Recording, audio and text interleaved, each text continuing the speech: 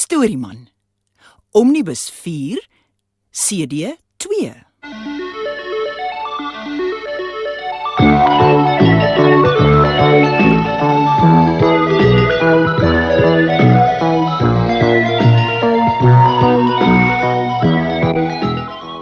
My naam is Storieman.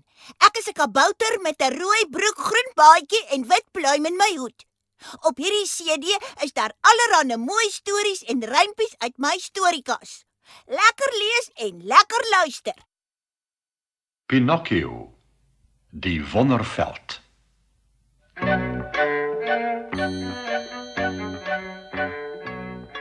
Pinocchio en sy twee nuwe vriende, die vos en die kat, is nog steeds op pad na die wonderveld, toe die son daardie aand sak. "Ah, kyk," sê die vos, "daar's die herberg van die rooi krab. Ons kan eers 'n happie eet en dan om middernag verder gaan. Dan kan ons môreoggend vroeg by die wonderveld wees." Maar toe hulle aan tafel sit, is geen een blykbaar honger nie. Die kat kan skaars 35 porsies vis en 4 porsies afval in sy keel afkry. Die vos sukkel met 'n paar dosyn patryse, 6 konyne en 'n haas. Pinocchio eet hoegenaamd niks. Alwaarin hy kan dink, is die groot dag wat voorlê. Na hul ligte versnapering, bespreek die vos per hulle kamers. Die herbergier word beveel om hulle om middernag te wek. Maar toe die man Pinocchio wakker skud, het hy vreemde nuus. Die vos en die kat moes vroeër vertrek, sê hy. Hulle sal jou teen dagbreek op die wonderveld ontmoet. O ja, hulle het gesê jy sal vir alles betaal. Pinocchio gee die man een van sy 5 kosbare goue munte en stap haastig verder. Dit is 'n donker, bewolkte nag en hy fluit om moed te hou. Alles lyk baie spookagtig. Hy's nou deur 'n digte woud onderweg. Skielik hoor hy blare agter hom ritsel. In die halfdonker sien hy 2 swart figure en hulle kom agter hom aan. Toe hy sien dat die rowers hom vinnig inhaal, sit Pinocchio die 4 goue munte in sy mond en klim in 'n boom. Hier sal hy tog seker veilig wees. Maar toe hy afkyk, sien hy dat die rowers die boom aan die brand gesteek het. Die vlamme knetter reeds gevaarlik naby. Pinocchio spring op die grond en hardloop weg. Toe spring hy oor 'n breë sloot. Toe hy omkyk, sien hy die rowers inval. Maar hulle is weer in 'n kits uit en kom vinnig agterna. Eindelik voel Pinocchio hy kan nie 'n tree verder hardloop nie. Gelukkig sien hy 'n kothuis en strompel daarheen. Maar net toe hy by die deur kom, gryp sterk hande hom aan die keel en 'n hol stem brom. "Jou geld of jou lewe?" Pinocchio skud sy kop. "Kom nou, waar is daai geld? Sê ons, anders maak ons jou dood." "Nee, nee," roep die arme Pinocchio uit en die munte klingel in sy mond. "So skelm, die geld is onder jou tong. Wel, ons weet hoe om dit daar los te kry." En met 'n aaklige geluid, soos 'n vos wat kef, haal die langste van die 2 rowers 'n tou uit die voue van sy mantel en trek dit om Pinocchio se keel vas. Kort daarna hang die arme pop aan die naaste boom. Die 2 rowers sluip weg. "Ons kom môre terug as jy dood is." "En jou mond oophang," sê hulle.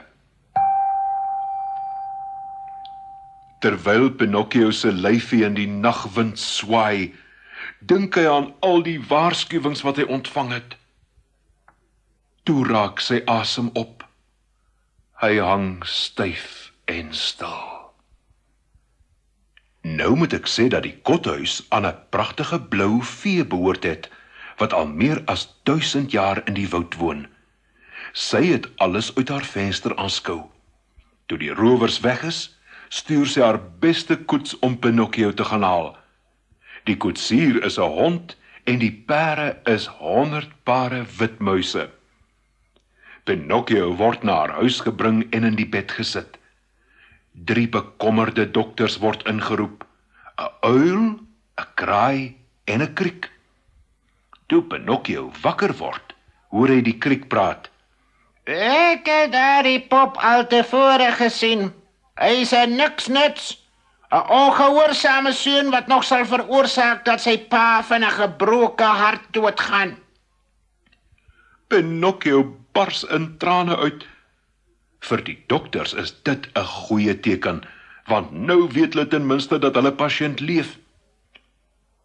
Wanneer 'n dooie mens huil, is dit 'n teken dat hy gesonder word.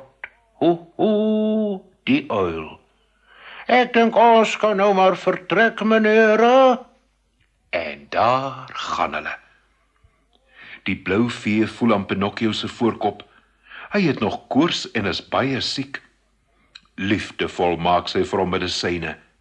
Maar omdat dit bitter is, weier die pop om dit te drink.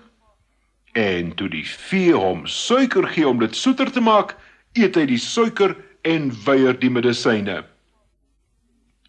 Net toe swaai die deur oop. 4 swart hase kom in.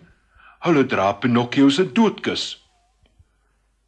Ons het jou kom haal, Sê die leier van die hase. My kom haal, Gil Pinocchio. maar ek is nie dood nie, vee, vee, gee tog vir my die medisyne.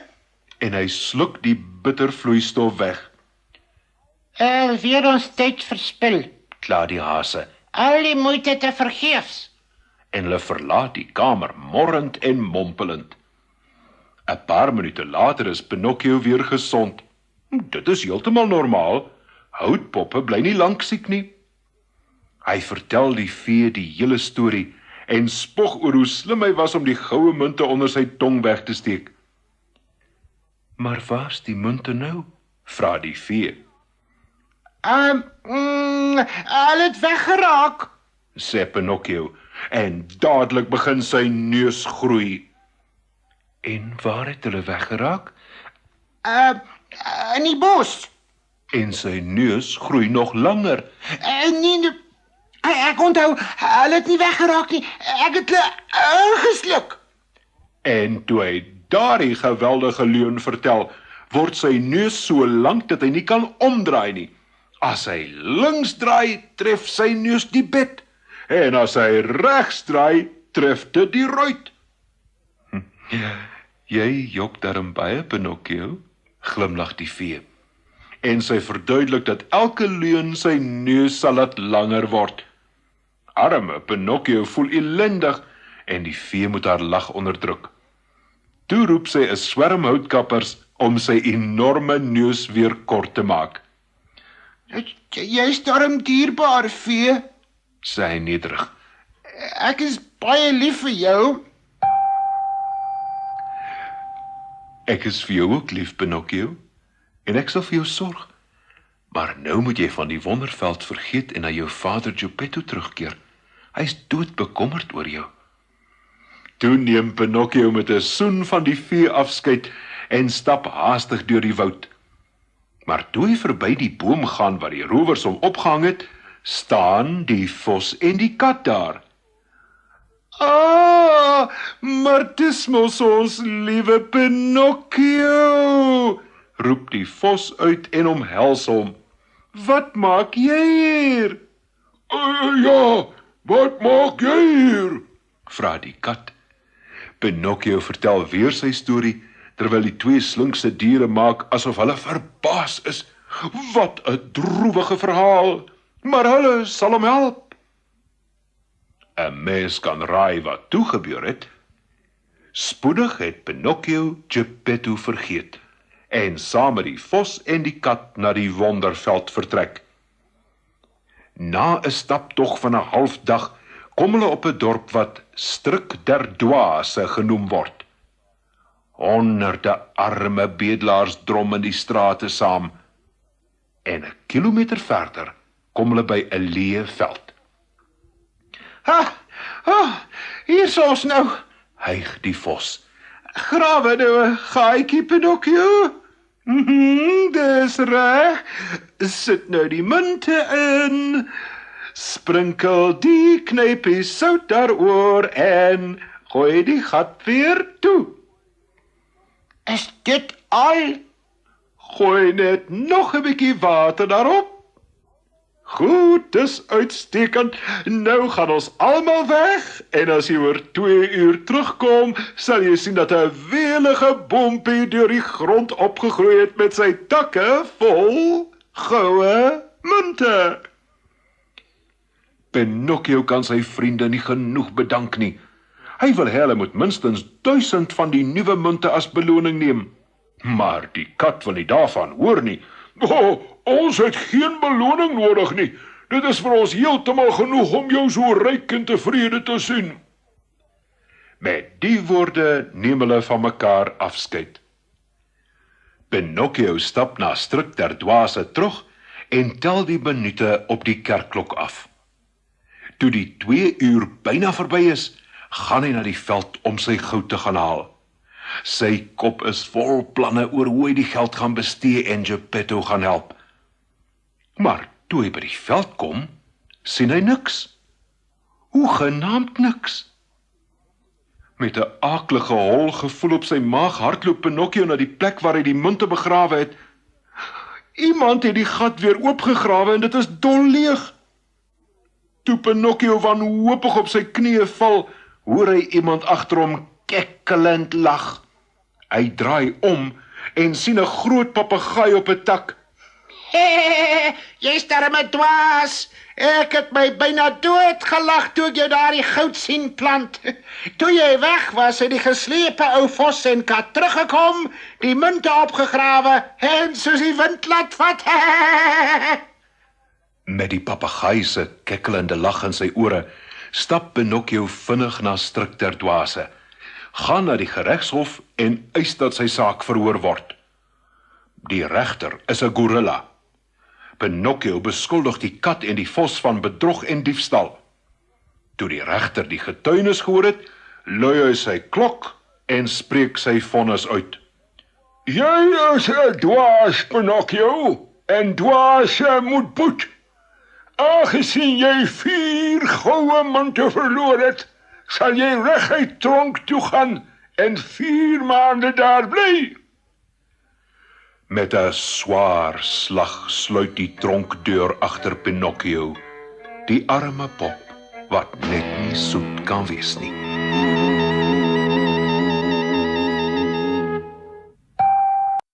Pinocchio, die groot soektog.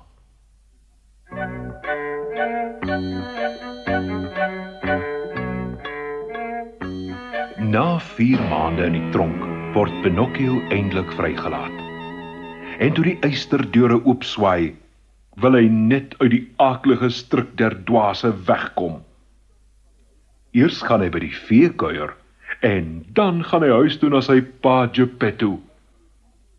Daar lange reën het die paaie modderig gemaak, maar Pinocchio trippel vrolik vooruit tot hy om 'n draai gaan en sien dat hy nou glad nie kan verder nie. 'n Enorme slang met glurende rooi oë lê in sy pad. Pinocchio is glad te bang om te probeer verbystap. Hy wag op 'n veilige afstand tot die slang beweeg.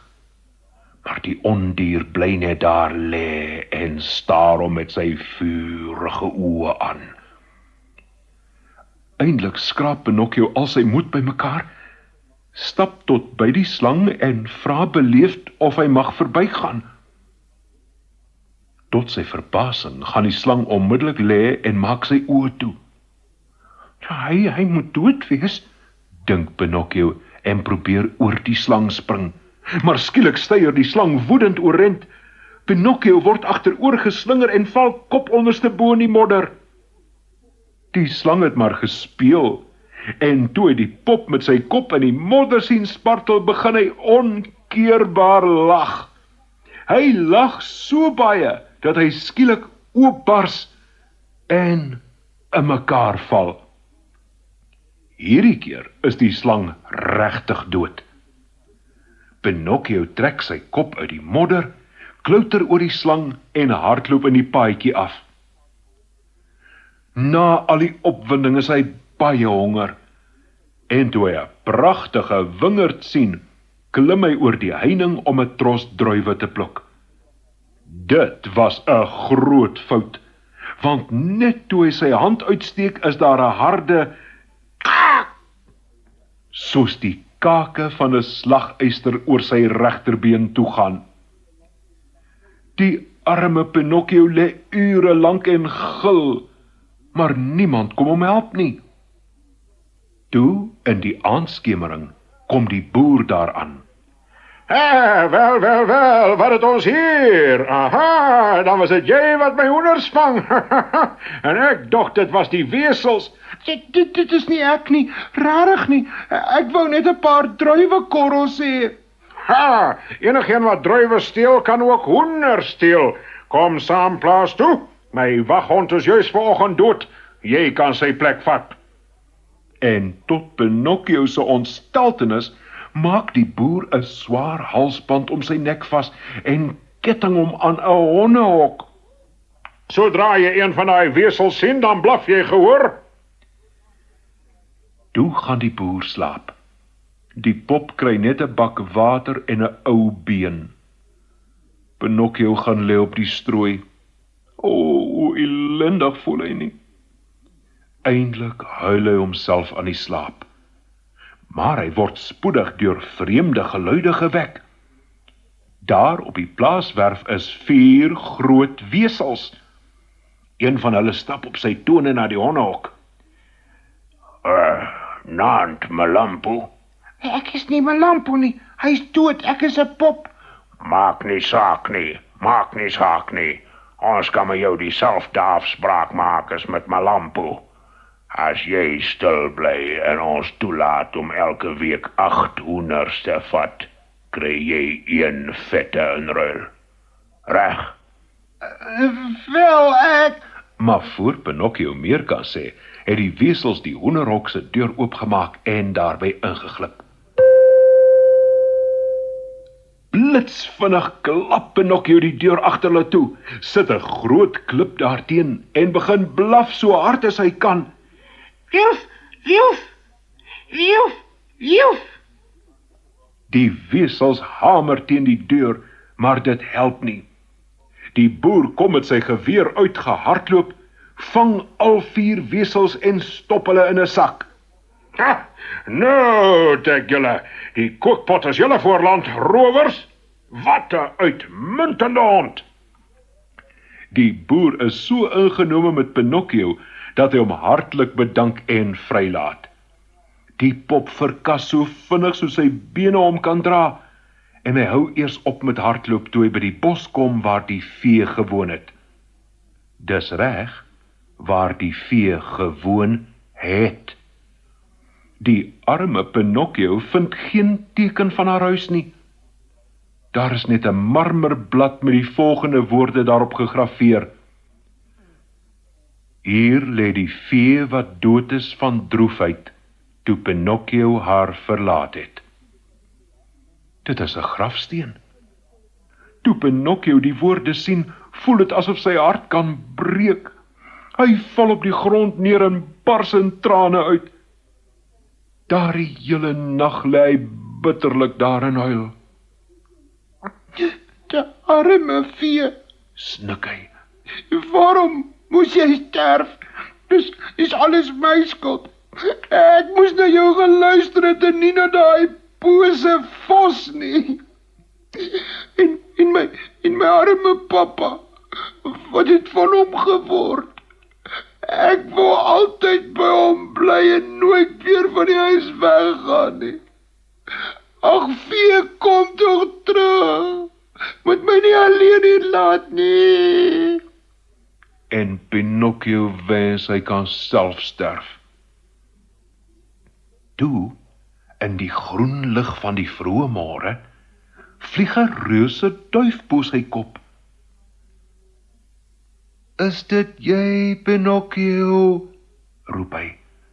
"Ek het jou oral gesoek." En toe Pinocchio bedroef knik, stryk die groot voël langs hom neer. "Jy moet gou kom," sê hy uit asem. "Jou pa Geppetto staan op die punt om weg te seil. Jy's al so lank weg, dat hy gedink het jy's miskien na 'n ander land. Hy het vir homself 'n boot gebou om oor die see te seil en vir jou te gaan soek." Pinocchio spring op die duif se rug en daar gaan hulle hoog bo die wolke. Hy is so bang om te val dat hy met albei hande vasklou. Dit is 'n baie, baie lang reis. Hulle vlieg die hele nag. En die volgende môre vroeg laat die duif Pinocchio op 'n klipprige strand. Daar is 'n hele skare mense. Hulle skree en wuif na die see. Wat het gebeur? Vra Pinocchio. Sê my tog. 'n Ou vrou verduidelik. 'n Vader het in 'n klein bootjie uitgegaan om sy verlore seun te soek. Maar nou het 'n storm opgesteek en dit is seker hy gaan verdrink. Pinocchio klim op 'n hoë rots en staar oor die see uit. Ja, waarlik, in die verte sien hy Geppetto. Die ou man swaai sy arms hulpeloos. Ek kom, papa, roep Pinocchio. Ek kom jou red. Maar op daardie oomblik rol 'n enorme brander oor die boot en dit kom nie weer te voorskyn nie. Pinocchio duik in die siedende water en swem deur die storm vooruit. Hy dryf maklik want hy's van hout gemaak, maar die wind waai hom spoedig van koers af. Emmers vol reën giet op die water neer, donderweer brul, die weerlig knetter. Uur na uur word die pop soos 'n bondel stokkies rondgegooi. Toe lig een enorme brander om in die water en gooi hom op die strand neer. Pinocchio bly uitgeput op die sand lê. Geleidelik trek die wolke weg. Die see word kalm. Toe sit Pinocchio sy klere op die rots om in die son droog te word en staar oor die water uit. Hy kan nêrens iets sien nie. Maar 'n groot, vriendelike dolfyn kom na die kus aangeswem. Verskoon my, meneer Vis, roep Pinocchio. Ja, ou seun, antwoord die dolfyn. Het jy 'n bootjie gesien met my pappa daarin? Liewe land, sê die dolfyn, was dit jou pa? Gedurende die storm is hy in sy boot deur 'n walvis ingesluk. Jou arme seun, ek vrees jy sal hom nie weer sien nie. En hy swem bedroef weg. Die arme Pinocchio. Eers verloor hy die vee en nou sy pa Geppetto. Hy trek sy klere aan en met 'n swaar hart stap hy met 'n paadjie van die strand weg. Na 'n uur kom hy op die dorp van die besige by, waar die strate vol mense is wat hul ambag beoefen. Nêrens is daar 'n leegleer nie. Dit sou my glad nie pas nie, dink Pinocchio. Ek haat werk. Teen die tyd is hy baie dors. Toe hy 'n jong vrou met 2 emmers water sien, vra hy of hy daarvan kan drink. Natuurlik, hier, drink na hartelus. En Pinocchio sluk die water weg, asof hy nog nooit so iets geproe het nie. En ek sal jou brood en bredie gee, as jy my hierdie emmers help dra. Ja, maar ek haat werk. Ek is mos nie 'n donkie nie. En 'n bietjie strooppudding. Pinocchio is so rasend honger dat hy nie kan weier nie. Ja, goed, ek sal die kleinste een vir jou huis toe dra. By die jongvrou se huis gekom, gee sy vir Pinocchio sy brood en bredie en sy strooppudding. Hy eet alles gulsig op. Toe hy klaar is, kyk hy na die jongvrou. En daar voor hom is dieselfde gesig, met dieselfde hare en dieselfde oë, wat hy gemeen het om nooit weer te sien nie. O, vee, dis jy leef. Ek dog ek het jou vir ewig verloor soos my pappa. Ek was so ongelukkig, moet my asseblief nie weer laat huil nie. En hy werp homself voor haar neer en omhels haar knieë. Die vee glimlag en streel sy kop. Toe tel sy hom op en soen hom. Ek is bly om jou ook te sien, Pinocchio. Sal jy nou soos 'n soet seun by my bly? Ja, ek beloof. Pinocchio, die vee se belofte.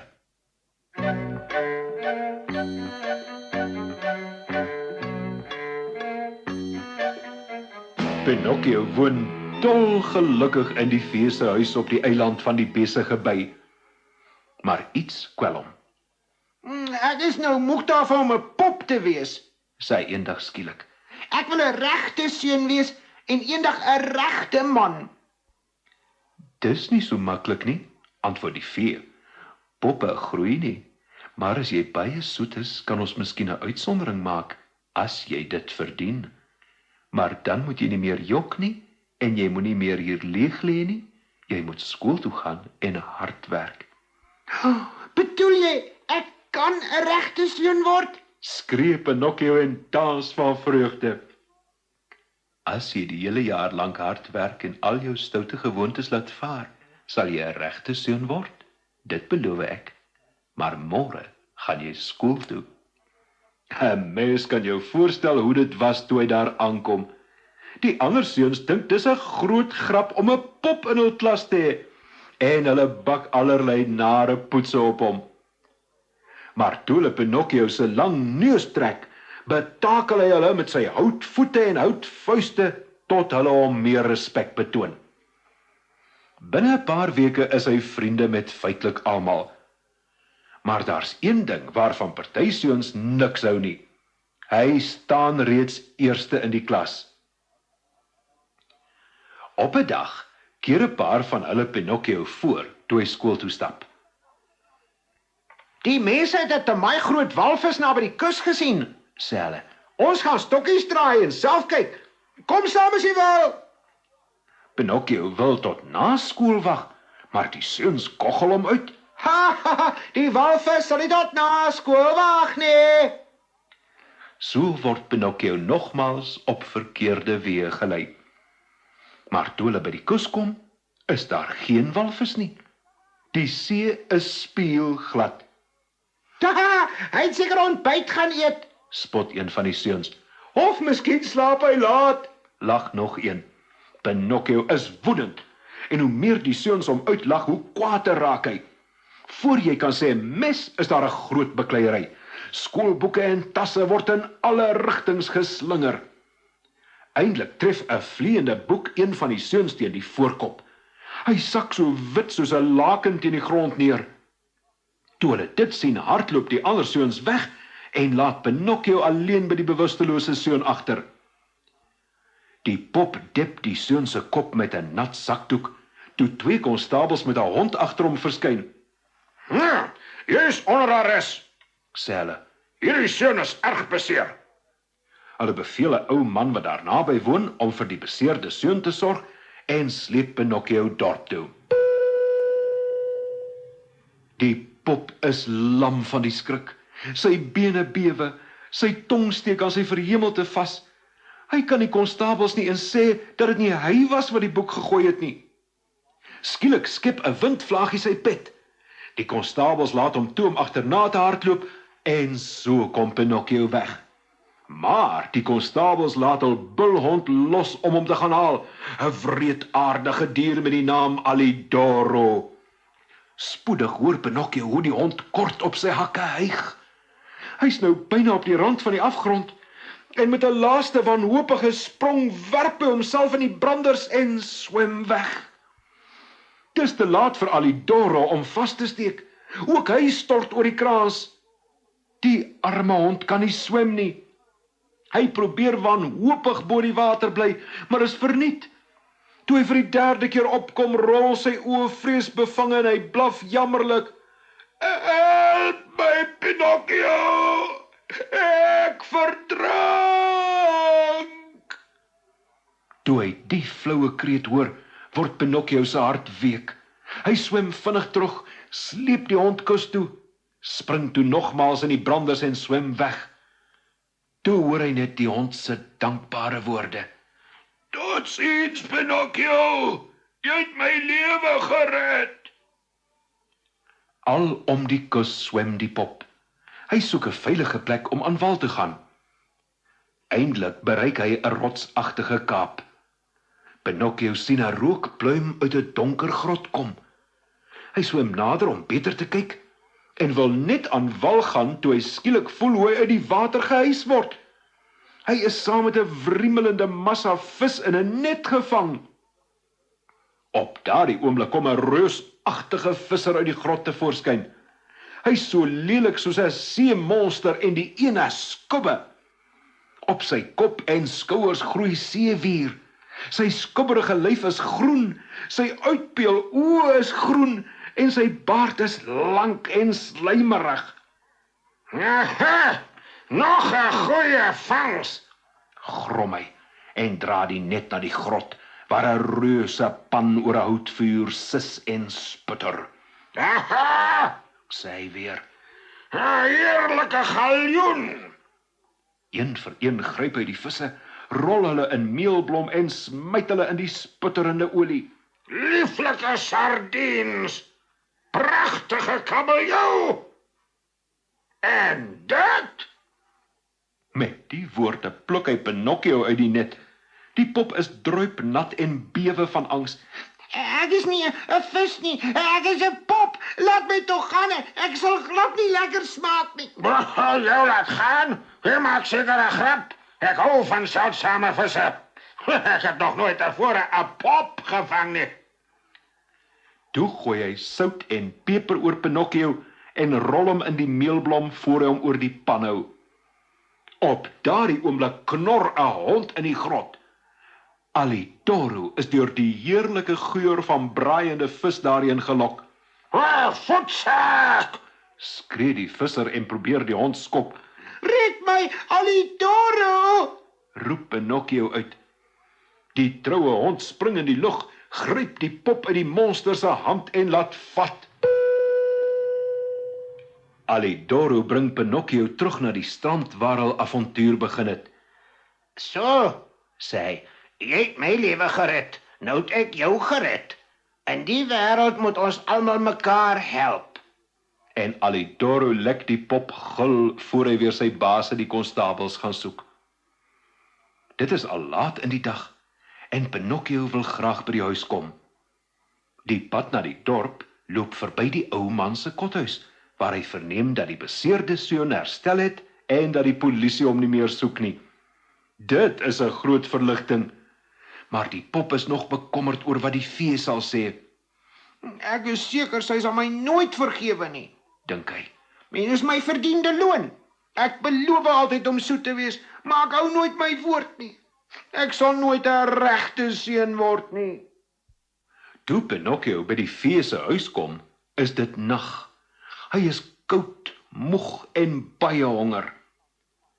Maar toe hy aan die deur klop, antwoord niemand nie. Het die vee hom weer verlaat? Hy wag en wag.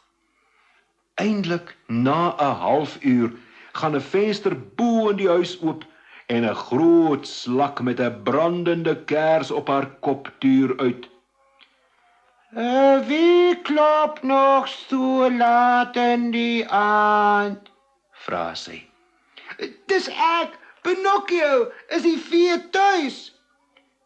Die vee slaap en moenie gewek word nie. Maar ek sal afkom en jou inlaat. 'n uur gaan verby. Toe 2, maar die deur gaan nog steeds nie oop nie. Pinocchio bibber van die koue en hy klop weer. Die keer gaan 'n venster op die 3de verdieping oop. Die slak kyk weer uit. Dit help nie om so op die deur te hamer nie, ou seun. Ek is 'n slak, en slakke is nooit haastig nie. En sy maak die venster toe. Kort daarna hoor Pinocchio hoe die kerkklok middernag slaan. Toe 1 uur, toe 2 uur, en die deur bly toe.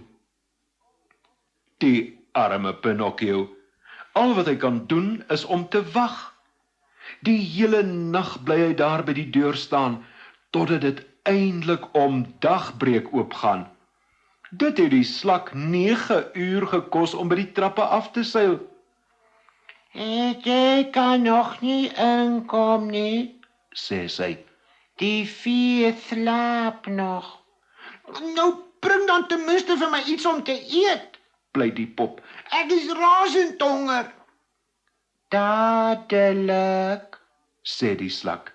En 2 uur later keer sy terug met brood, gebraaide hoender en vrugte op 'n silverskinkbord. Pinocchio val gulsig weg, maar tot sy ontsteltenis ontdek hy dat al die kos van karton gemaak is. Na sy vreeslike ontberinge val hy uitgeput aan die slaap. Toe hy bykom, lê hy binne die huis op 'n sofa. Die vee staan langs hom. Sy is nie kwaad nie, maar sy gee Pinocchio 'n plegtige waarskuwing. Jy weet dat jy verkeerd gehandel het. Ek sal jou nog 'n maal vergewe, maar die hemel wees jou genadig as jy 'n 3de keer stout is. Pinocchio beloof plegtig om sy lewenswyse te verander, en die keer bedoel hy dit. Hy wil nooit weer so 'n dag en nag beleef nie. Hy het sy les geleer, en 'n hele jaar lank kom hy sy beloftes volmaak na. Aan die einde van die jaar wen hy die prys vir die beste leerling in die skool, en hy gedra hom so goed dat die vee hoog in haar skik is. Toe hy een middag by die huis kom, sê sy, ek gaan jou wens bewaarheid. Van môre aand af sal jy nie meer 'n pop wees nie, maar 'n regte seun. Toe Pinocchio daardie aand bed toe gaan, is hy so opgewonde dat hy skaars kan slaap. Nog net 1 dag. As hy nog net 1 dag soet kan bly.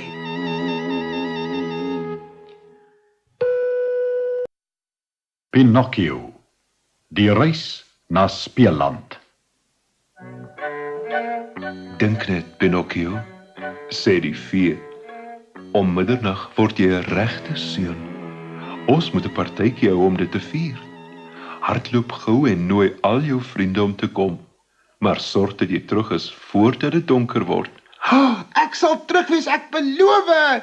Roep die gelukkige houtpop uit, en hy huppel, spring en dans by die huis uit.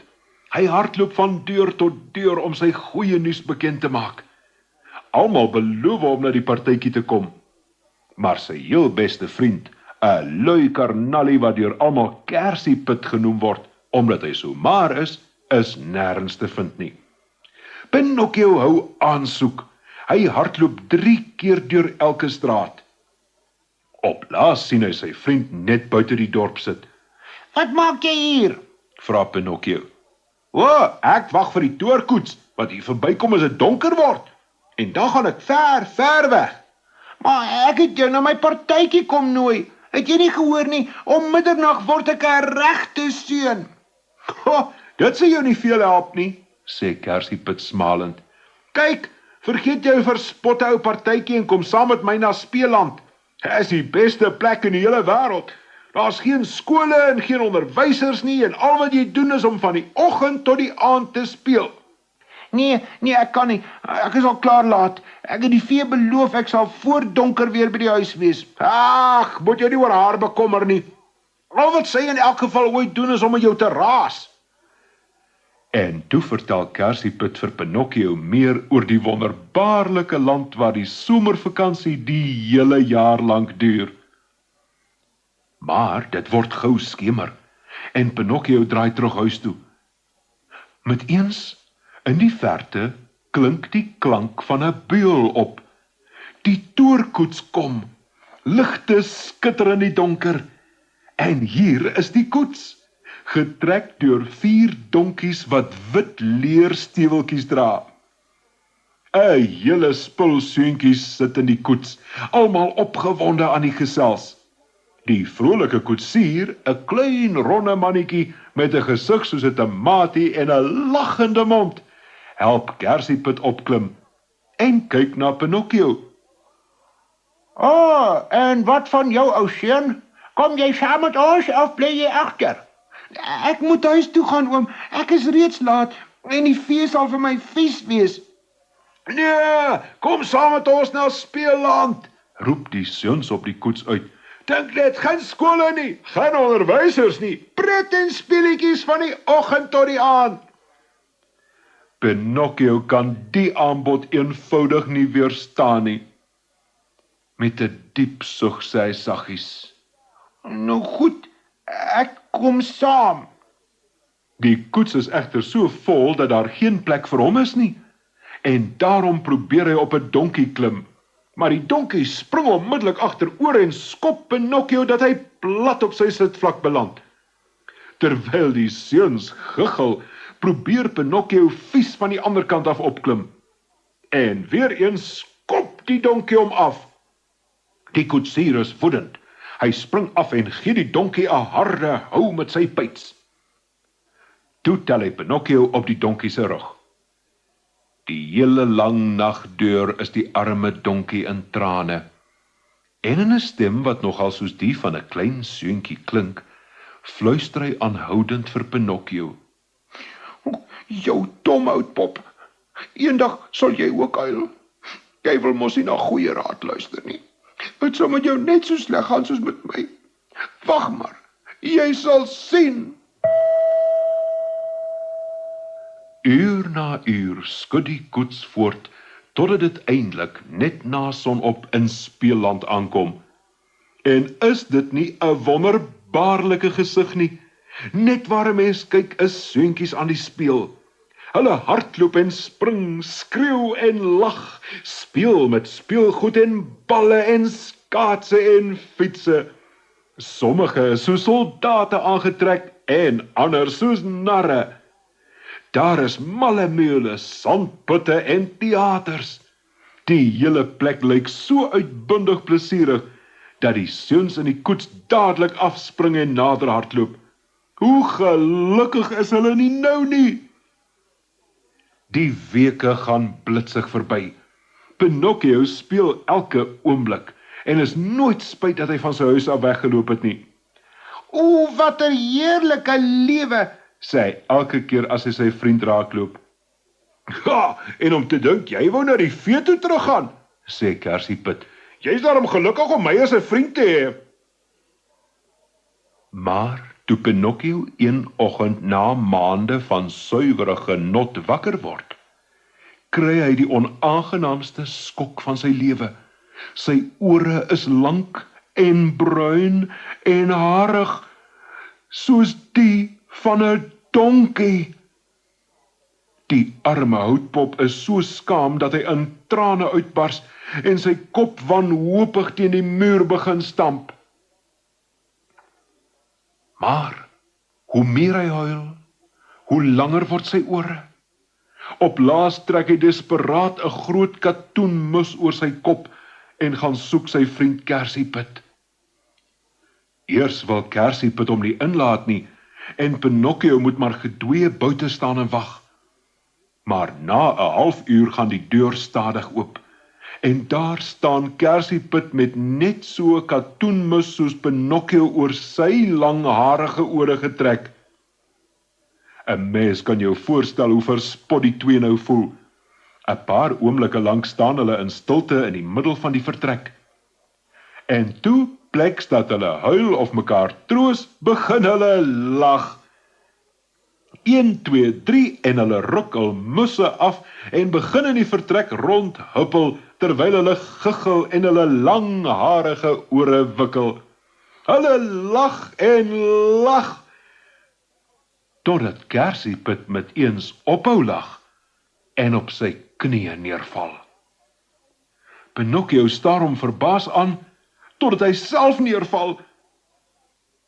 En terwyl hulle so hande 4 voet staan, sien hulle in afgryse hoe hulle hande in hoewe verander, hul gesigte lang snoete kry en hul rug met dik lae hare bedek word.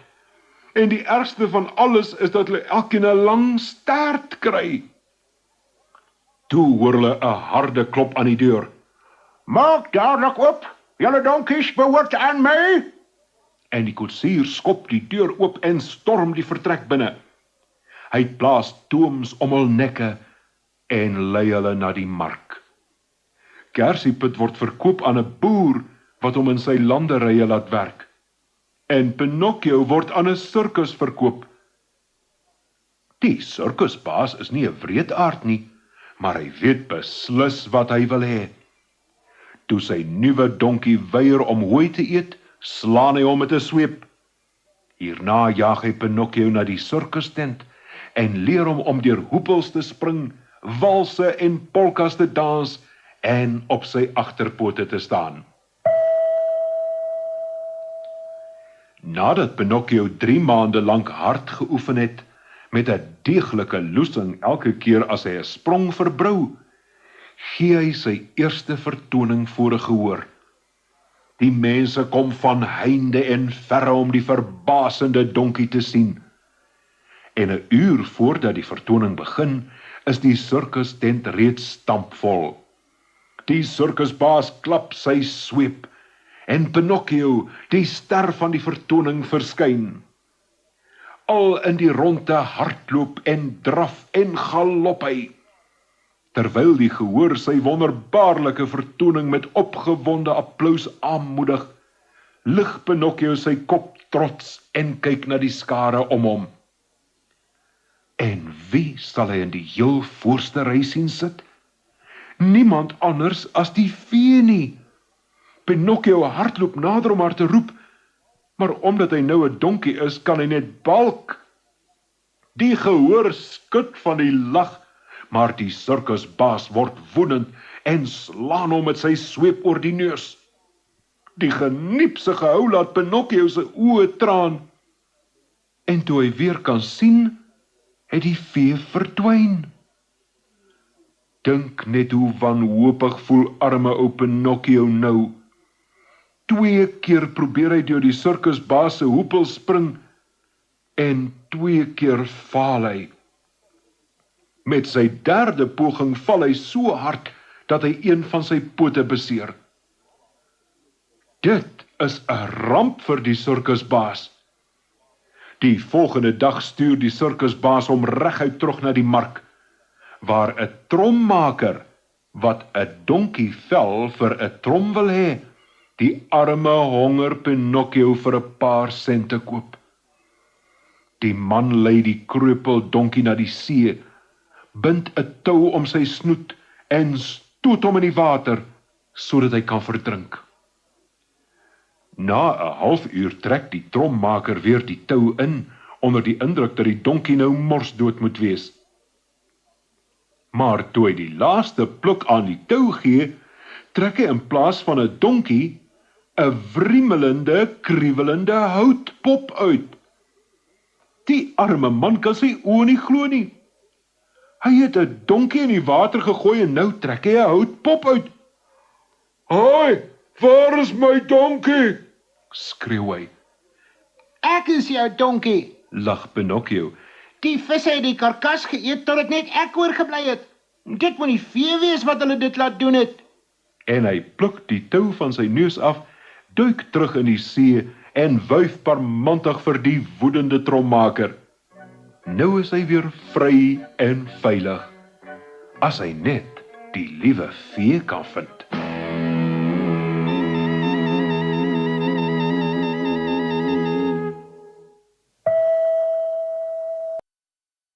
Pinocchio, eindelik thuis.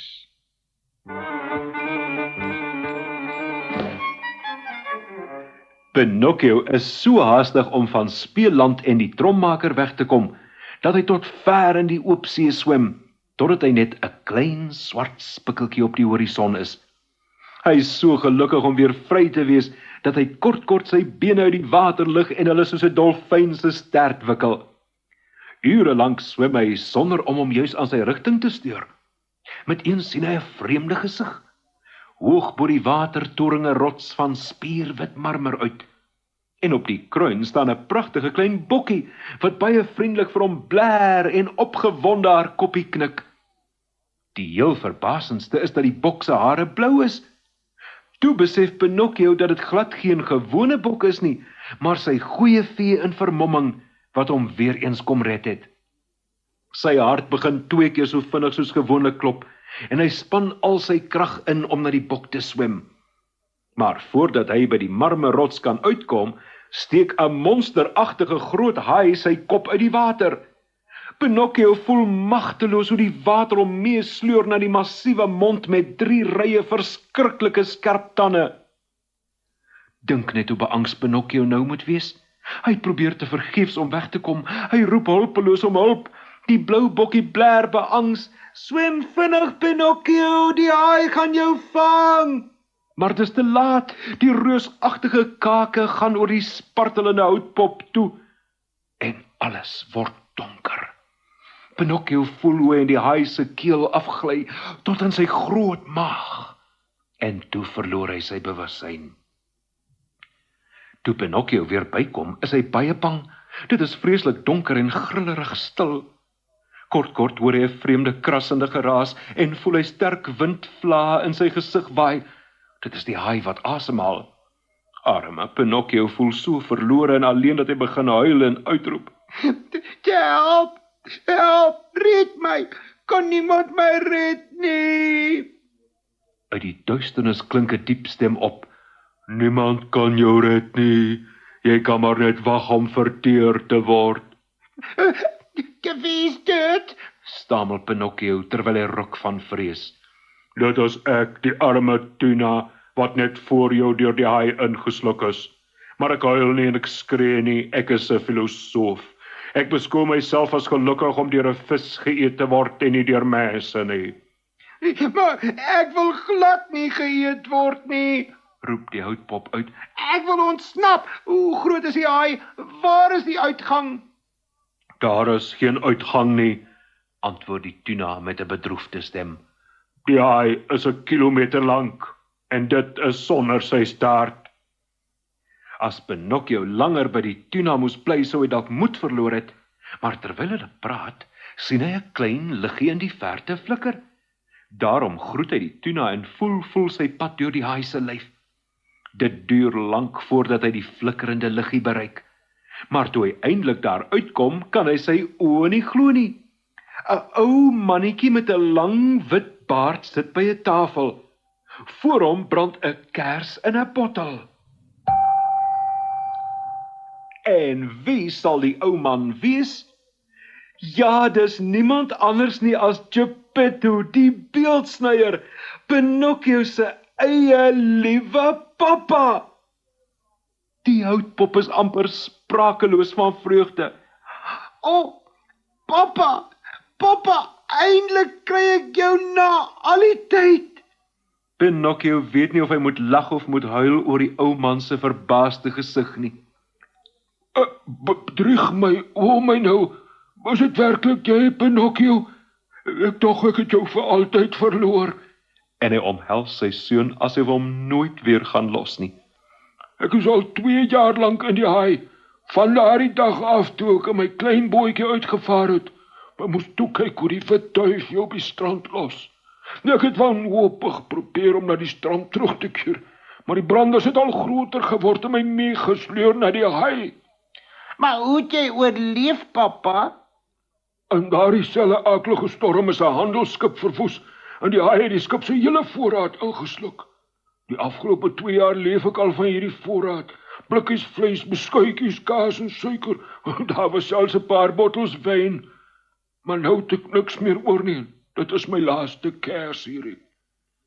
Toe Pinocchio dit hoor, is hy meer vasberade as ooit om te ontsnap. Hy vat die kers in sy een hand en lei sy arme pa die duisternis in. Meer as 'n uur lank sukkel hulle voort in die maag van die haai. totdat hulle eindelik in die agterkant van die monster se mond aankom.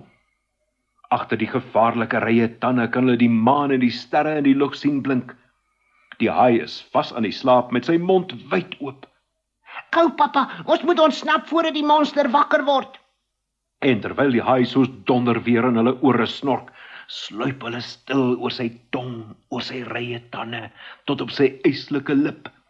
Pinocchio tel Geppetto op sy skouers, spring met hom in die water en swem weg. Die see is kalm en stil, en die haai slaap steeds vas. Ure lank swem Pinocchio met sy arme pa wat glad nie kan swem nie. Teen dagbreek is die houtpop al baie moeg, maar hy sien steeds geen teken van die land nie. Op laas toe hy begin voel dat hy sy arms en bene nie 'n oomblik langer kan beweeg nie, hoor hy 'n bekende stem. Moenie bekommerd wees nie, binne 'n paar minute het ek julle op die droë grond. Dit is die tuna. Terwyl Pinocchio en Geppetto dankbaar op sy rug klouter, vertel hy dat hy al voorbeeld gevolg en uit die snorkende haai ontsnap het. Eindelik is die verskriklike gevaar verby. Die tuna los hulle veilig op die strand en Pinocchio bedank hom oor en oor. Toe loop die houtpop en sy pa verder om kos en skuiling te soek.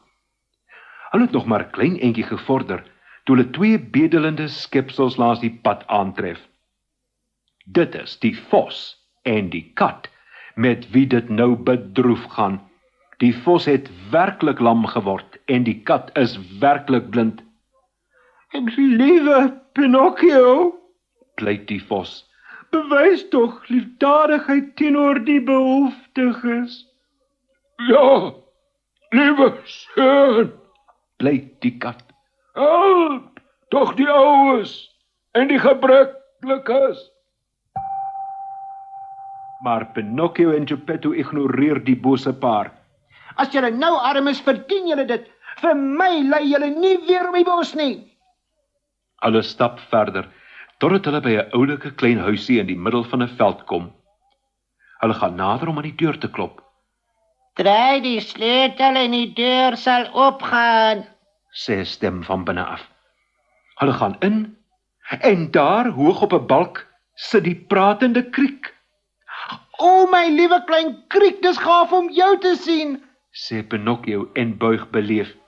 O so, liewe klein kriek, sê jy nou, né? Dit het jy nie gesê toe jy my met 'n hamer gegooi het nie. Jy het my glad nie jammer gekry nie. Maar ek sal jou jammer kry. Onthou net van nou af, dit is die moeite werd om gaaf te wees teenoor ander wanneer jy kan. Toe vertel die kriek vir Pinocchio dat hy die vorige dag die huisie gekry het by 'n pragtige bokkie met blou hare, wat hartseer gebler het oor 'n houtpop wat deur 'n haai ingesluk is. Pinocchio is diep geroer en vasberade om soet te wees. Hy help sy moe pa om op 'n strooibed te gaan lê en vertrek om vir hom melk te soek om te drink. 'n Boer daar naby bied hom 'n beker melk aan, maar teen 'n prys. Pinocchio moet ure lank swoeg en sweet en 100 emmers water uit 'n put trek voordat hy die melk verdien het. Tot nou toe het ek 'n donkie gehad wat die werk gedoen het, sê die boer. Ek het hom 'n paar maande gelede op die mark gekoop, maar hy was 'n lui duiwel wat altyd probeer weghardloop het. Toe word hy siek, en nou lê hy daar aan die ander kant in die stal op sterwe. Toe Pinocchio na die stal hardloop om te gaan kyk, is hy verstom, want daar, uitgestrek op die strooi, lê sy ou vriend Kersiepit.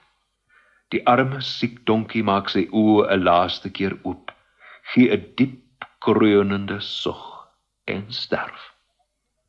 Van die dag af werk Pinocchio maandelang elke dag van dagbreek tot skemer vir die boer, om melk vir sy pa en 'n paar sente vir hulle daaglikse behoeftes te verdien. Hy leer hoe om mandjies uit riet te weef, en wanneer hy ook al 'n tydjie kry, oefen hy om te lees en te skryf. Hy werk so hard dat hy na 6 maande reeds 50 sente gespaar het. Die volgende dag vertrek hy na die mark om vir homself 'n nuwe hempie te koop. Dit is 'n lieflike dag. Die son skyn warm en die voëls sing in die bome.